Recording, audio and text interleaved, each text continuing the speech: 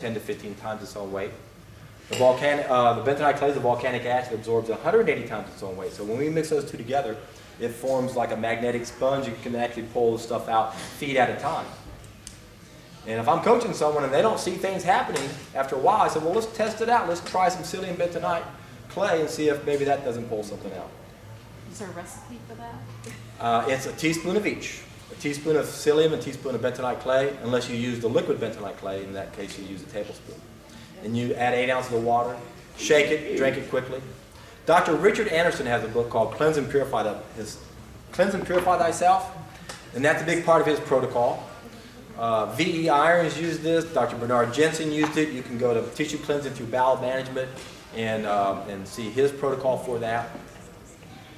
The reason why I like to leave it or save it for later on is because it has its limitations.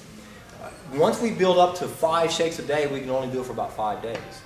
So it only makes sense to me is to do that at the opportune time. Let's not do it in the beginning because we really won't see the benefits like we could later on.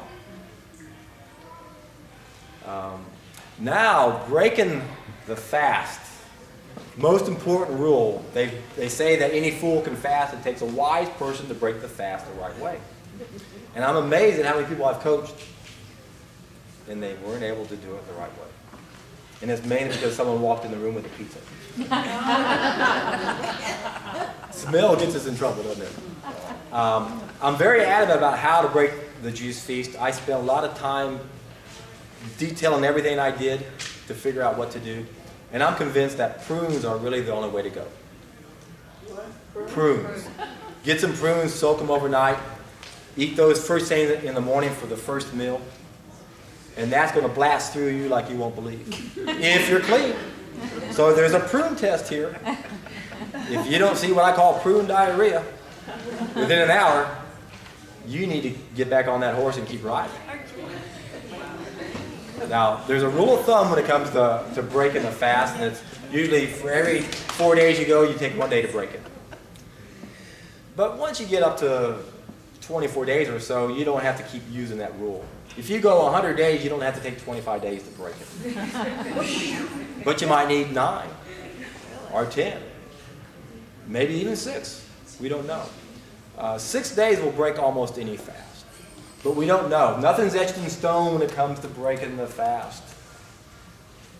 Whatever you do depends on what you did and how it's going through you. Again, if you do prunes on an empty stomach first thing in the morning, in an hour to an hour and 15 minutes, the floodgates open up and you're going to have a dozen movements if you're clean. If you're not clean, that won't happen. How many prunes? I take 8 ounces of prunes and I soak them in 16 ounces of water. That's quite a few prunes. How many? It depends on how big they are. I just weigh everything. I don't go by numbers because that doesn't tell me what my analytical mind wants. I want specifics.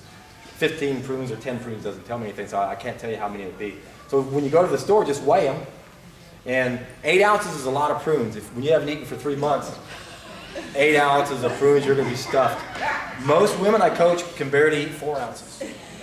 So what I tell the female students is take 6 ounces, put it in 12 ounces of water, and try to eat at least 2/3 of that, which would have been 4 ounces had you started with. But if you can do the other remaining amount, by all means do so. And again, what that does is it jump starts our system. And it's real important, once we start breaking the feast, we don't use anything else to make the bowels move. If you eat the prunes and you don't have a bowel movement, don't take Cascara Sagrada. Don't take anything to make the bowels move once you're breaking the fast. On juicefeasting.com, the last time I checked, David says if you don't have a bowel movement after you eat the prunes, take some Cascara Sagrada. Wrong. We don't want to do anything. This is the time we want to get off everything and get the system to start working on its own. And if we haven't done anything for this long period of time and we eat these prunes, it should jumpstart the system and get it working on its own. So what do you do the rest of the day? Okay, I'm just getting ready to tell you that. So that's the first meal, the prunes. Now that's 635 calories if you can eat 8 of them. That would represent almost 3 pints of juice. And if you need 8 pints, you still need to drink 5 pints of juice. If you're only consuming 4 ounces of prunes in their dry weight, and they're going to gain weight when they absorb the water, they're going to gain a couple ounces. then that's only 300 calories, and that's maybe a pint and a half. So you still, this is why breaking the fast is so difficult. We're still juicing. It's the hardest part of the protocol. Are you blending those or are you eating them whole? No, I'm not blending, I'm eating them whole. And believe me, you're going to want to enjoy the chewing of it. It's quite a treat. And when those prunes come out of you, you're going to go, hey, I had my first sweet bowel movement. It will come out sweet if there's nothing else in there. Now, when you first eat the prunes, if you're still plugged up, if there's still anything in there, this might get rid of it. Another reason why we do the prunes.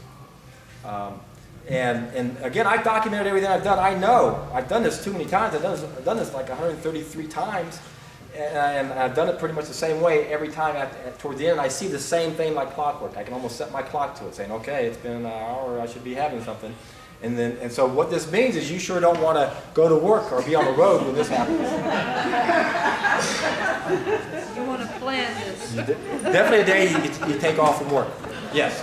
So what do you have to go have a bowel movement after you eat that prune? Well, I would get back on the horse. That's what I've done in the past. Well, if you don't want to. Then you go ahead and say, I'll just do it later, and you continue onward. But the important thing is, while we're breaking the fast, you don't want to keep eating if things aren't coming out. You just don't want to do that. So day one, we're only eating one meal. So I'm going to give you several examples on how to break the fast so you can see how this works. Let's say, in this first example, we went 24 days. Divide by 4, we're going to take 6 days to break it.